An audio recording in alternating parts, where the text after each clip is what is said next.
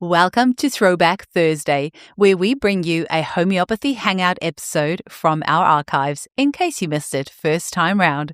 Because this episode may be a couple years old by the time you hear it as a throwback, some of the special offers, links, or content may not be valid anymore, so please keep this in mind when listening. You're always welcome to reach out to us at info@eugeniekruger.com. Enjoy the episode. Today's guest is Dr. Anthony de Pontes, who is a homeopathic physician in South Africa and offering international consultations online.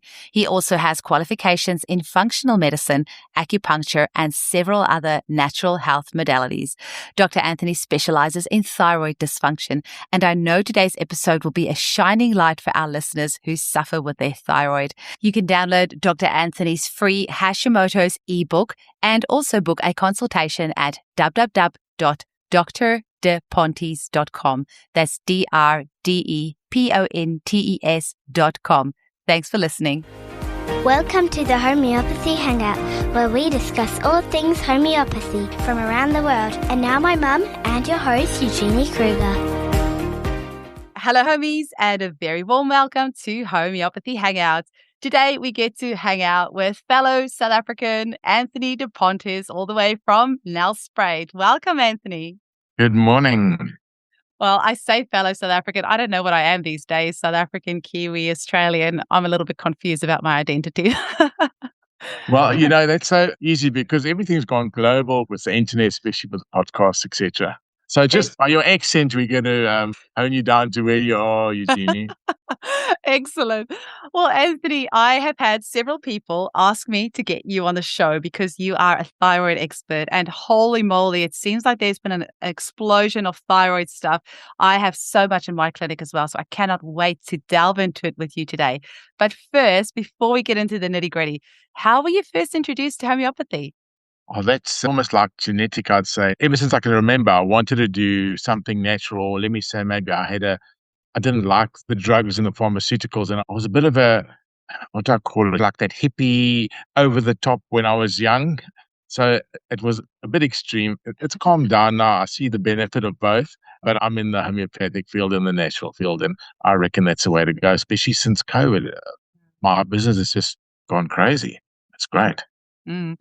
And of course, being in South Africa, it's something, homeopathy is much more accepted over there, and your training over there is pretty intense. Do you want to tell us a little bit about that? Just about what homeopathy is like over there? It's still very throttled by the powers that be, but it's very, if I could say, official. It's 5 years of training before you can do it. You get the status of a doctor, you can send for labs, etc., like that. So that is quite nice. But if you see the way the medical aids are set up, they're not favored towards a homeopath. Everything is favored towards medical. But, there is a drive for people. They want to start knowing the truth about their health. So it is a good place to be in now, I believe. Mm, mm. Or maybe it's just because I've got a bit more experience, and that's why I'm saying that. But it's good. It's good.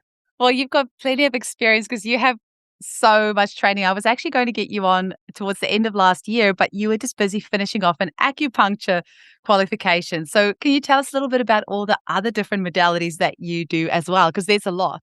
Right. Yeah. So I like ozone therapy. It just makes so much sense. It's so cheap, and the effect that it has on people, it just rebalances the metabolism, your oxygenation use, anti-aging. And basically, they talk about chronic disease and inflammation being the start of it. So ozone therapy just takes out that inflammation, and your body's able to respond so much better. So it's a good overall treatment to get that vital force, as homeopaths talk about, up and running in a really good way. Also look at colonic irrigations. I've got a colon clinic. Homeopathy is obviously a big part. That's a part that binds everything together. And now acupuncture, I was joking with my wife because she says, "Oh, why are you doing that? This online consulting is the way to go." I said to her, yes, so you're looking at it from that perspective, but it's making me a better doctor so I can offer better insight to the patients, because as important as it is at finding the remedy, and I find that like homeopaths are like really focused in on finding that remedy. It's not just finding the remedy. You've got to understand the patient. You've got to understand the disease process. And this acupuncture has just opened up another line for me, especially with all the toxicities we have today, the metal toxicities, the dental issues. So it's rounded me off really nicely. And it's really great having, I think, that Eastern medicine knowledge as well. And there's actually a lot of homeopaths that have done traditional Chinese medicine or acupuncture or things like that. And they find that the two really complement each other because that Eastern philosophy actually can tie in really nicely with homeopathy and can help you understand the patient on a deeper level. So you having that training in addition to everything else is actually quite amazing. Absolutely, yes. It's great. And it's just, as you say, it's meshed in a really balanced way. Mm. Well, I'm currently doing the master practitioner course through CHE with Hilary Dorian, and she started out as an acupuncturist 40 years ago. And actually, part of this training is that she's teaching us some TCM type things in the background. For example, she talks about the role of the liver in menstrual disease. And it's Yes. like, oh, that's interesting. We didn't learn that in homeopathy school. So actually, getting like as a homeopath now, when I'm going to be seeing a client with menstrual issues, I'm going to be looking, oh, well, what's their liver like? Whereas I never would have done that before. So it's really exciting that you have, this holistic knowledge that's going to be helping your That's clients. exactly what I'm talking about when I said it makes you a better practitioner. You can look at everything, and I'm not saying that homeopathy doesn't cater to that, but you're able to hone in on the issues much quicker, and the results are just so much quicker also. Yeah, and acupuncture's been around for thousands of years. Homeopathy's been around for 200 years. So, they've got a few things they can teach us. Absolutely. Now, Anthony, you specialize in thyroid conditions, which I just think is so fabulous because holy moly, it's everywhere. It's just absolutely everywhere. So I'm really interested, firstly, to find out what first got you interested in thyroid conditions. I think it was set in the stars. It was a woman. And I know Isn't thyroid it is mostly on always? women. It's always a woman. It's always a woman. And the Lord says, He'll give you a good helpmate. And so that woman is my wife. And she suffered from Hashimoto's. At that stage, that was like, 10, 15 years ago. I didn't even know what Hashimoto's was. I couldn't spell it. I knew a little bit about thyroid, and that was it. So when she was diagnosed with this, it was like, oh, okay, I don't know much about that. So I had to upskill. I did a functional medicine degree, and that helped a lot. That sorted out I hate not knowing, Eugenie. I've got to know, otherwise I'll feel like I'm letting the patient down or so. I love studying. Now, I've got this information with the thyroid and the Hashimoto's, and start thinking, homeopathy, here we go, we're just going to sort it out, chop, chop. Didn't happen like that. And now I'm a bit defeated, but here's the beauty of it. I was able to study my wife in an environment that you wouldn't study a normal patient. I could do things to her, give her remedies, different remedies, maybe a bit out of the ordinary. And then I call her my lab rat, affectionately, because I was being able to check her out in these unusual ways. And what I started to notice is you have the hyperthyroid and the Hashimoto's, and we treat it as we've been taught to treat it. And the results were fair, but she would vacillate. I'm good, I'm bad. I'm good, I'm bad. And in homeopathy, we talk about the never been well since. Mm. Okay. So she had something happen to her. Her sister was she committed suicide. And since then, they've never been well since, right? Mm. And so you're confident you're going to give the typical remedies for that. And again, still vacillated a bit. And maybe it's a bit more difficult to treat your wife. The results were pretty average, but I thought I was doing really well until we entered into the mega homeopathy. And that was just the trigger, and it changed everything. And I think that I've got a bit of a knack to be able, and I suppose every good homeopath has or should have this knack to be able to, I call it going up above and having this eagle eye view, this bird's eye view of the case of the patient. And so you can put all the pieces together. So I think I've got a really good knack for that. And I love the emotional side. Mm. And what occurred to me with the homeopathy, you do all the usual suspects of causation. So is it a hormonal issue? Did they take contraceptive medication? Is it a viral issue? The typical aspect is Epstein-Barr virus, the mononucleosis that they've had for years and years, and they don't link it to the thyroid. Mm. What else would you look at? Heavy metal toxicities. That is an insidious thing that is so out of control today. Just deficiencies, poor nutrition. Mm. Okay, so you've got to get that up. So I thought I was really smart doing all that. And yes, admittedly, they did improve, But there was always this vacillation. They wouldn't be cured of it. And at a stage, I was like, yeah, okay, the literature says that you can't cure it. Well, I think I did a pretty good job, etc. But something happened, one of those aha moments. I was delving into the emotional aspects a lot, and I was helping this patient, and we got really deep into the deep causative aspect of her emotions. And again, it happened. She had this huge trauma and her body shut down. Okay. So if we look at it this way, you can always see what is happening in the body physically to emotional and emotional to physically by the symptoms. Your body is the most amazing organism on this planet, but we just don't read it properly, or we go down the wrong roads, and the body is in survival mode. So many people today are in survival mode.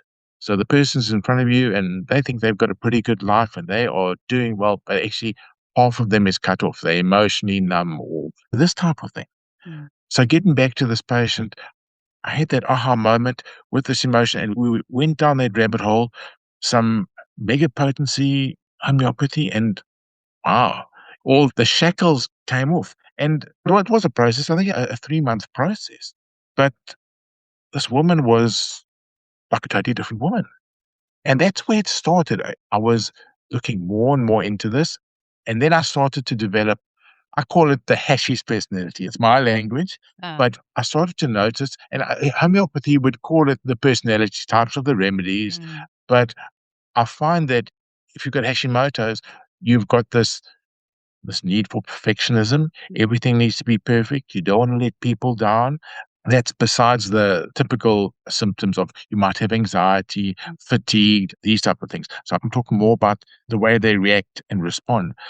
And so I've built this thing up, and then I've tried to explain it through what I call psychoneuroimmunology.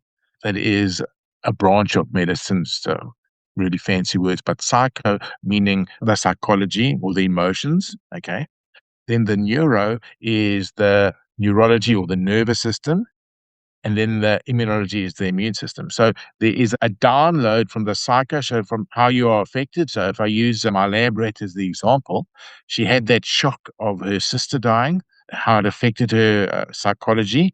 That gets downloaded into the nervous system, and which then affects the immune system. The immune system is affected, you get the body goes haywire and it doesn't know how to respond normally, and you get this Hashimoto's. So then I'm saying, let us reverse that. Okay, so now we're dealing with the psycho again, with the megapotency homeopathy, and I do a lot of, I don't want to say counseling, because in my mind, to a degree, counseling may be good, but it's just rehashing the old problem. Okay, so a lot of women have sexual abuse or sexual molestation that has been buried. So, if I'm talking to you about it, I say, oh, so tell me about it and how did it feel? It brings up these terrible emotions and they don't like it, they don't want to do it. And okay, maybe you'd say, yes, but they've been able to release something. Maybe so, but next week or next month, they're sitting with the same thing. So it's just a washing machine going round and round. And we're not getting somewhere. We're dragging it out. So step in a modality called emotion code, developed by Dr. Bradley Nelson. Well, that was also a game changer. It takes that trapped emotion, that trauma, and just removes it from the body in a snap. And all these years of trauma that has been, causing that psychoneuroimmunological aspect is released. These people come alive. In another way to explain it, if you're in survival mode, you're using half your energy or half your abilities there, but you think, well, this is life, this is normal. So you're opening this up. So these people are starting to be able to get their passion back, get their desires back. If I use an example, I'm in a dead end job, but I have to be like that because I have to earn the money because I've got a family to support. And well, that's my lot in life. And you're kind of okay with it because you're numbed off to yourself. I mean, another way to look at it is when you speak to a child. So what do you want to be? And they go, I want to be a fireman, or I want to be that type of thing. Or I'm going to make so much money, or I'm going to do this. All those dreams. And that kind of gets squashed as you grow up, or should we say, as you are exposed to the reality of life. And that being squashed has to affect your emotional and your physical. And it's really easy for me to explain how in the physical it is affected. Your adrenal glands are there to support you and keep that survival mechanism going and to keep you alive and functioning optimally. But when your adrenal glands get exhausted, okay, your body shuts down. Or when you have that stress, your body shuts down. Cortisol levels go up. And this is a big problem for Hashi sufferers. And if you would ask me the question, okay, what is Hashimoto's? I'd start off with, well, let's just talk about what is hypothyroidism. Okay. And I'm going to try and talk in a layperson's perspective. So my thyroid is malfunctioning. It's a low function. Thyroid's got to do with the metabolism. So it upregulates your metabolism, and I feel excited and moving, and I've got that going with me. Someone who is hypothyroid, they talk slowly, they pick up weight, they have a tendency to be depressed, constipated like that. And the traditional treatments for this is not curative at all. Oh, okay, you need to go onto a thyroid hormone. Okay, that's great. That might help your symptoms and are feeling better, but you're not going to reach the optimum. Because as your body changes, sometimes it needs more, sometimes it needs less, but you're being given a static dose all the time. So the treatment modalities there are very inferior, and the testing is even worse. Ladies struggle with this for 10, 15 years before hopefully the light goes on and they will try a different therapy, a homeopathy, a naturopathy, whatever they're going to try. But that's 15 years lost. That's 15 years going, what I would say, round and round in circles in survival mode, trying to survive. So now let's say you've got some hypothyroid symptoms, and now you have that, what I call that shock. Okay. My lab rat, her sister passed tragically. A lot of people have that from when they're young with a sexual molestation or something, whatever that trauma is. Okay. Maybe they've lost a business. Maybe they've been destitute. Maybe they've just got a fear that pulls in that survival mechanism. And then your body goes rogue, I call it haywire. So the immune system does the wrong thing. I like to use this example.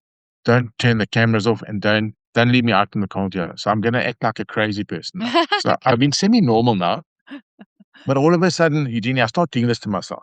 I'm touching myself in the head. So what do you think? This guy's crazy. Okay. No normal person would do that. And that's absolutely true. Now, if we take that back to Hashimoto's, they are a normal person. And when the immune system goes haywire, they start attacking themselves. This part that I'm doing, right? Now, you're crazy. Why are you doing it? The body doesn't know that. The body, if you look at it from a physiological perspective, they call it molecular mimicry. The body misinterprets the thyroid for gluten. Okay? Molecular mimicry. Well, gluten there, and it tries to digest that gluten protein, i.e. it's trying to digest the thyroid. Well, that's not beneficial for us because our thyroid production is being reduced. And then you get the hypothyroid symptoms, and the autoimmunity continues. And if it continues for too long, well, now you're not going to have enough substrate in the thyroid gland to produce your thyroid hormones.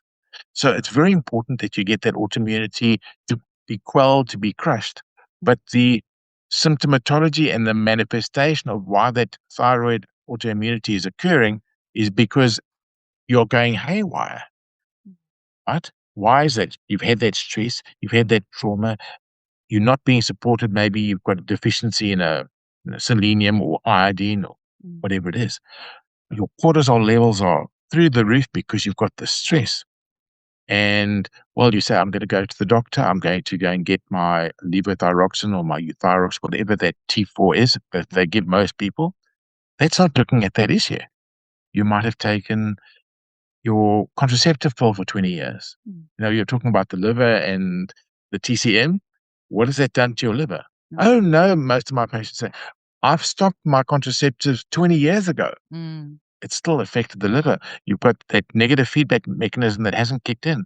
That also happens with the kidneys and the adrenal glands with the cortisol. Your body is not regulating, so it's pushing out more cortisol than it should. I'm insomniac. I can't sleep. Oh, just take a sleeping pill. You're not getting to the root cause of the issue. You're chasing your tail continually. So my approach is really to look at the causes of issues, And so I was saying, I'm doing this and I'm getting good results, but I'm not punching it. I'm not getting to the root cause. Why is that? So it's this emotional component. Using that mega potency homeopathy changed things. And also, as I'm interacting with these patients, we develop a bond, a professional relationship where they feel like they can start to really trust me, So let's say I've known you for a year or two. I say, oh, Eugenie, you're a good acquaintance. You're a lovely person too. But if I've known you for 10 years and we've shared deep things, when you are vulnerable, you might say, well, listen, I can trust you, Jeannie. We've walked a long road. So I'm building this with the patients at the same time, because remember, when they go through a healing crisis, they're already doing this to themselves. They're already crazy from that perspective. Who they're going to trust? We build this relationship. They can trust me. So when I say, listen, and I'm telling them to go east when everybody's saying go west, they will trust me with that. And so we build it on and on and on. There are a lot of environmental issues that you need to look at. Maybe you want to call it lifestyle issues. Today, okay, you are in New Zealand. Theoretically, you should be getting a lot of sun, but most of us, Australia, is it Yeah, Australia? no, I'm in Perth. Yeah, we haven't Okay. had rain this whole year, and we're in February now. So I haven't had any rain for 2 months. I get lots of that. But yeah, the soils here are quite poor in selenium, and New Zealand soils are very poor in selenium as well. So I know that's a big thing. Well, in most places around the world, it's like that. But if you look at your EMF exposure, we're exposed to the blue light from these screens. We're not outside, and we are in countries where there is a lot of sunlight and warmth.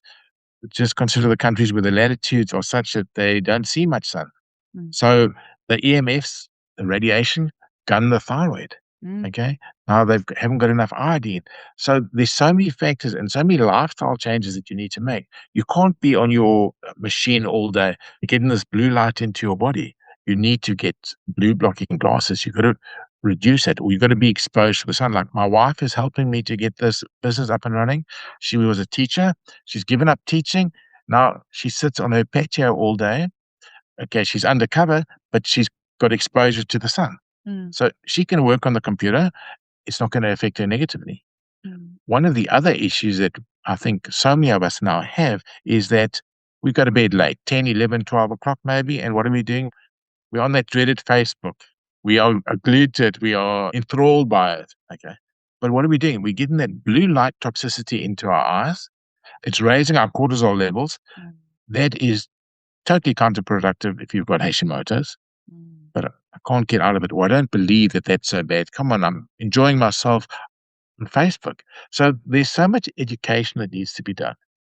And I know it's a slow process, but what keeps me going is you get those aha moments where you turn people's lives around. And that's not only with hashies, that's just with your patients. When you see those things happen, that spurs me to continue going and continue researching and homeopathy and helping people in this way. It's my life. It's not, yes, I earn my living like this, but that's not the reason that I do it. I do it for that. And I call it that dopamine rush that you get. It is. The Hey, person when you comes get in that and, email saying my 20 years of Yes, eczema is gone, or my psoriasis is gone, absolutely. or I've been Yes. able to cry for the first time in however many years, or, I've been able to quit my job. I got the confidence after getting this mega potency homeopathy, and my fear of where the money has Yes, come from is gone. And now I'm going to go pursue my true passion. So yeah, that's why we do this. exactly. Absolutely. That's the Exactly. drive. Yes. Actually, So, I saw the blue Jill's book behind you, Getting Back on Track with Mega Potency Homeopathy. And it was such an honor to interview her last year, shortly after her 80th birthday. And her episode has been released on the show. And that really set me on the path now of exploring the mega potencies as well. And I also feel like for me, that's been a missing link in my practice. So I've been doing maybe only the last 2 or 3 months or so. I'm still pretty new to it, to the mega potencies, but I'm having a lot of fun with it, including my husband is my guinea pig.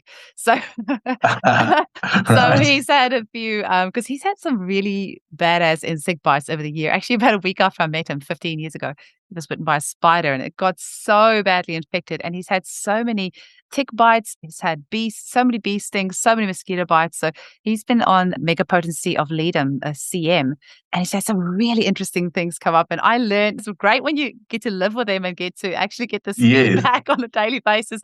And I've been testing out remedies on him. And he's really great because he's really honest. He'll give me honest feedback and say, no, that didn't really help, or that did help.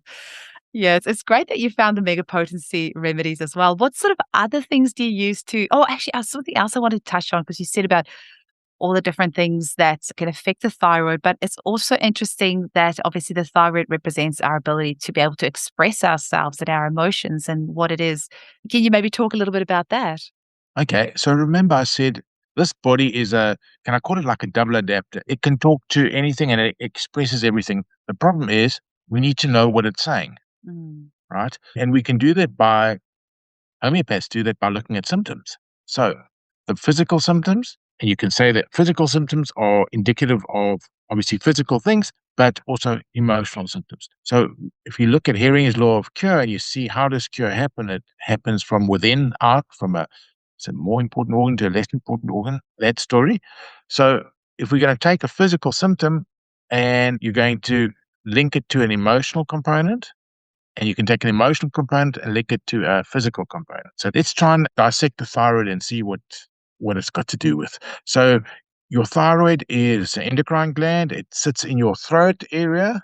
So the throat or the neck is the bridge between the body and the head, the emotions and the physical, so to speak. The thyroid is obviously directed or works on metabolism. That's what the layperson would say. They'll say, "Oh, it's such a slow metabolism. I just look at that food and I put on weight." Or, I've got a fast metabolism. I can eat what I want, that type of thing.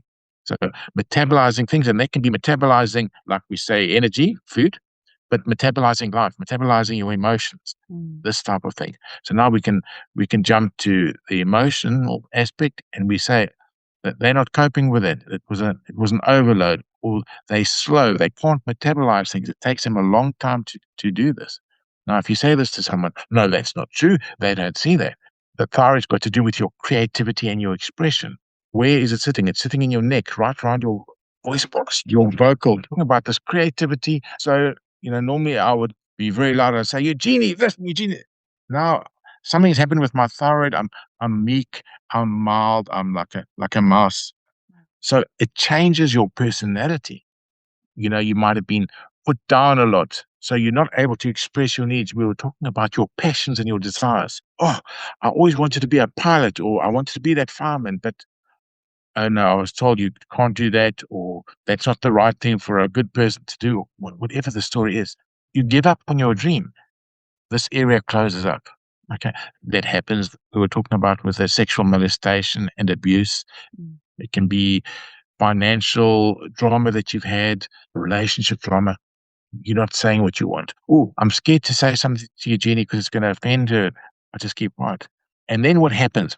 It builds up inside, and I've got this inside because I can't express it. I don't know how to express it. And then remember my thing when I was going like this? Okay. That anger, that frustration, going back to the liver, it affects the liver. All right. You've got this anger, this frustration, you can't get it out, and then you go haywire, and it can lead or exacerbate the autoimmunity. So there's all of these things that you have to take into play. And once you can get the person to start being able to express who they are, and it comes in little bite-sized pieces. Okay. Wow, I was able to tell the person that I need to go now because I've got another appointment, where before I wouldn't say that because they would think badly of me, or you know what I mean? Just being able to get the person to express something that is, and I suppose it depends with different cultures, but being able just to do a regular thing, but you feel so caged, so shackled because of this. So it's freeing the person up emotionally, and we work on it physically with, let me say, the traditional treatments, regulating the thyroid, getting exercise, making sure that you've got enough selenium, those physiological aspects. So it definitely it must be a complete protocol if you're going to get the cure. If you're just happy with, and this is what most people, this is the thing that frustrates me, but maybe it is just that they've been taught that way. They'll go to their doctor, oh, okay, yes, you're going to get your chronic medication. Again, okay, thank you very much, doctor. And they're happy with it. You know Yeah, what I mean? it's strange. It's a different mentality. I don't quite get how people are happy to be on blood pressure medication or cholesterol medication or thyroid medication for the rest of their life when Yes. there's actually so many dietary things that you can do and so many incredible natural therapies that have been shown to help for hundreds of years that you could use. Yes, but they've been conditioned like that, So that's why they fall into that hole. So when maybe they'll see this podcast or they'll get some other type of insight into it. Oh, and then something will twig in their brain. Hey, I'm a bit scared to look at that because I'm safe here with my euthyrox or my drug, and then they rationalize it. Okay, that's what always happens with thyroid. They rationalize it. Okay, because they don't go to the emotion. The emotion is a scary place. They've shut off, they're in survival. So it's helping the person to get out of the rational mind and into the emotional mind to be able to feel their desires and their passions. Amazing. Now, I have been told to ask you this one, Anthony, by the lovely Bo Wilson, who is the student homeopath who works with me, and she's also a midwife. And she's been following you for a while. And she told me, Eugenie, please ask him about his experience using homeopathic Auto Sanguis therapy. Now, I do not even know what that is. What is that? And what is she talking about? Okay. Auto Sanguis therapy, sanguinous is blood. So if we look at blood, let's try and take this back to thyroid. You've got to go for your blood test and they're going to determine your levels. Now, the blood contains all the immune components of the body. You have your full blood count done. They'll tell you your monocytes, your leukocytes, your red blood cells. So what your blood is sensitive to, everything's in the blood. So auto sanguinous therapy is using, auto is like the same. So also in homeopathy, you've got that like curing like. So we're taking the blood, which has got all the information of what your body is, doing what it's expressing now, and we're going to potentize that blood up, and we're going to give it back to you. So it's really good for allergies. So it's really good for immune function. So in homeopathic potency, or are you like spinning the blood and re-injecting it, or are you potentizing the person's blood? Either is auto sanguinous therapy, but if we're talking homeopathy, we're talking about taking the blood out, potentizing it up, often mixing it with certain other remedies. Heal remedies they've got protocols for that, right? So you might use thyroidia comp with the blood and you potentize it up, and then you give that over a 6-week course. So it's going to desensitize the immune system because remember, Hashimoto's patient, the immune system has gone awry. This thing, they're attacking themselves. They're crazy. You know that story? Now, if we can down-regulate the immune system, get it back into its right mind, and the stimulation from the blood, in homeopathy, they talk about the Arndt-Schultz law, where they talk about a low potency stimulating, a medium potency is regulating, and a high potency is reducing, something like that. It's way back in the memory. 6x, 9x, 12, one regulates, one up and one down. But I've never used that. I just find any of them does what it's supposed to. My irk with that is that homeopathy is so smart. The potencies know what they're supposed to do.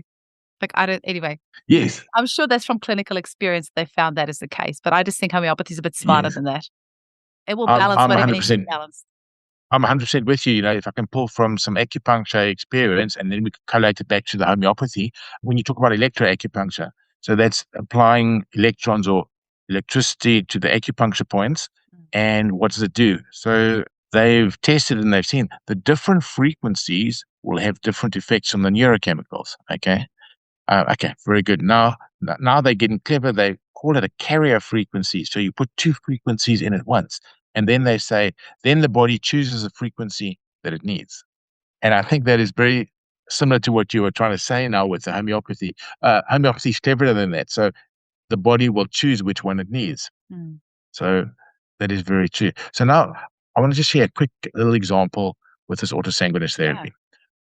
I don't use it often. Maybe I should use it more often, but I'll never forget this one case. This lady came in. I think she was in her 30s or 40s, and she had eczema everywhere, itchy. So did the usual homeopathic thing, and I think I failed dismally. There wasn't much improvement. Now I'm getting desperate. Okay, after she's been back 3 times and I'm not seeing much improvement, I'm feeling like I'm in a hot seat.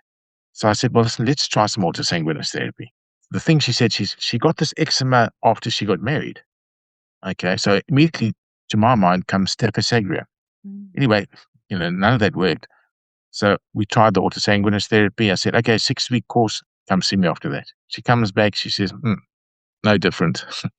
No, I've got absolute panic inside. And what am I going to do? I feel like I've tried everything. I said to her, okay, just do it again. Second round, she came back another 6 weeks later, not an inch of eczema anywhere. Oh, amazing. So Wow. yeah. If we look at eczema is an inflammatory response, the immune system overreacting, and it sorted it out. So that is did you say that your homeopathy is bow? That Yes. could be a really good option, and maybe she's just triggered me. Maybe I'll look at that. Go do a bit more of that. Difficult patients, or they would need to find a lab that can process it out. But that might be an option, especially in stubborn cases. And also now you're making me wonder. I wonder if you gave Staphysagrine a megapotency, were you aware of the megapotencies at that stage? No, Ah. no, you're right. No, I wasn't using the mega I potency thing. I No, you're do right. love tricky cases. I have no issue with a client coming back, follow-up after follow-up, and saying that they don't have results, because I believe it's almost like a karmic, like, soul contract that we have with each other. I'm here to learn from Okay. them, they're here to learn from me, and we help each other. And those are the cases that push you outside of your boundary to go and find some solutions for these people if you're a practitioner that's open-minded enough to think about different ways that you can help people. But I know, like, certainly when you start out as a practitioner and people come back and they, you haven't cured their 30-year chronic problem in the first consultation, then it's like, oh my gosh, I Yes, haven't done it. But then you just kind of ease into it after a while. It's like, okay, let's see what's changed, what hasn't changed. You just kind of work your way through absolutely. it. You got different patients. You got the patients that are like, well, I don't think really homeopathy can work, but I'm so desperate. I've tried everything Yeah. else. I'll try it, but I don't think it's going to work. That's where you've got the urgency. If you're working with patients that are fully into homeopathy and that's been their way of life, yeah, then you sit and they understand that it can take a bit of time, or that, you need a few sessions to get the right remedy. Then it's a Sunday afternoon and you can relax. Now, Anthony, our listeners are extremely lucky because they do not have to travel all the way to Nelspruit in South Africa to come and see you. They can simply click on the Zoom button on their computer anywhere in the world and have a consultation with you and draw from your incredibly vast experience and very holistic knowledge on helping them with their thyroid and also other conditions. I know you treat ADHD and all sorts of different things. Can you tell our listeners a little bit about how they can get hold of you and maybe what online consultation with you might look like? Okay. So I suppose the website, drdepontes.com, and you can go and click. I think there's a place there. Sorry, It'll be in the show my notes as wife well. runs that It's all side good. of things. Yes. And then you can click on consultation there. I would suggest they take the complete package, and the complete package is an initial follow up and a bioresonance test that helps me to diagnose them a bit better. All the information is there on the website. And the reason I say that is most of the time, and I like chronic conditions, and I suppose if we're talking about thyroid here, you're going to be coming for a few consultations before you're going to see changes. So that is the most cost effective. It's a discounted rate for that.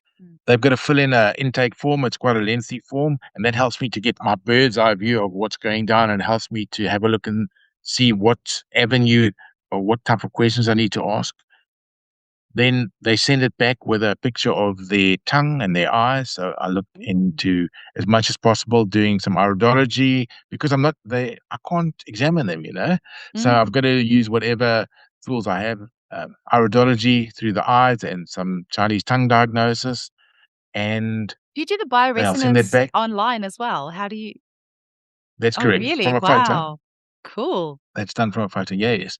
And then we take that, and I'll probably spend between 30 and 45 minutes going through this intake form, seeing, what line of questioning am I going to ask? Where do I feel that the causation is?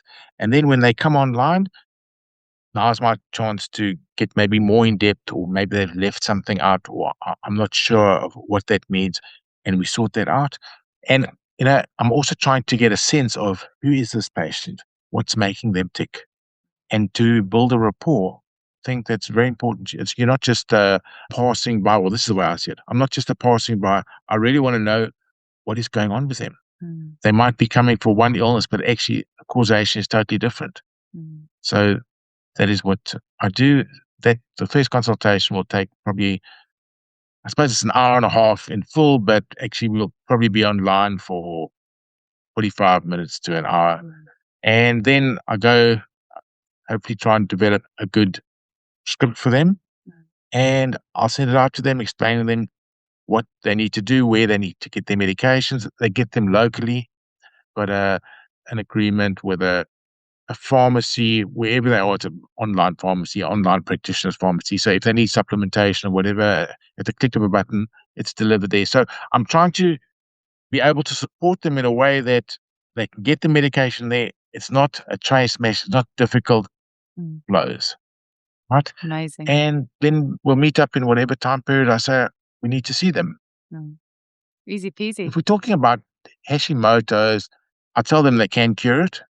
And actually, in my new got a thyroid ebook where I have summarized my approach, and they can get a copy of this ebook by going on the website, and they can get to know more about themselves just by looking at these figures that I put in front of them, what they need to do, the sunlight, the food that they need to eat, the thoughts that they need. I plant seeds in the consultations.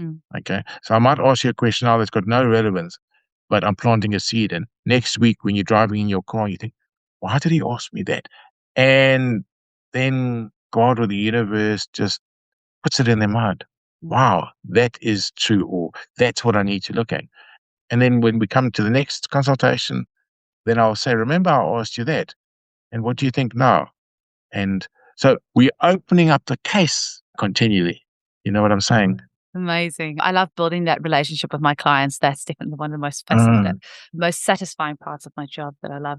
Yes. Now, for any of our listeners who've just missed that part, Dr. Anthony has a Hashimoto's ebook, which you can go and find on his website, www.drdepontes.com. It'll be in the show notes. And if you're in for a real treat, Anthony is in our Facebook group, the Homeopathy Hangout Podcast Facebook group. So if once this episode has gone live and you have any questions for Dr. Anthony, you can pop into the Homeopathy Hangout Podcast Facebook group and just tag him in there and ask him if you have any questions about this episode or how to book with him or anything like that, which is such a treat to have you in there. Thank you so much, Anthony. It's been lovely over the last couple of days to get to tag in a few posts and get to have a chat with you on there. So thank you for being part of our community as well. And thank you so much for sharing your knowledge with us today. I'm really excited for the listeners that have been struggling to find answers to their thyroid conditions, that they have this amazing resource that they can access anywhere in the world. So I hope people take this opportunity to book with you. And you are still taking on new clients, right? You haven't closed your books yet? A few spaces. My wife is fighting with me. I'm working until 11 o'clock at night.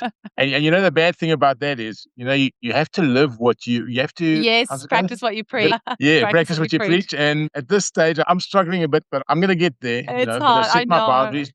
It's hard. It's hard when you love what you do. It's hard when your hobby and your passion happens to be your work as well. And it does make it tricky. Absolutely. Well, it was wonderful to chat with you, Anthony. I hope we get to speak again really soon. Thank you so much. And thank you for all that you do. You've got so much spontaneity, and this just seemed to flow. It wasn't all sticky. Thank you, Eugene. Oh, glad to hear that. Thank you. Yeah.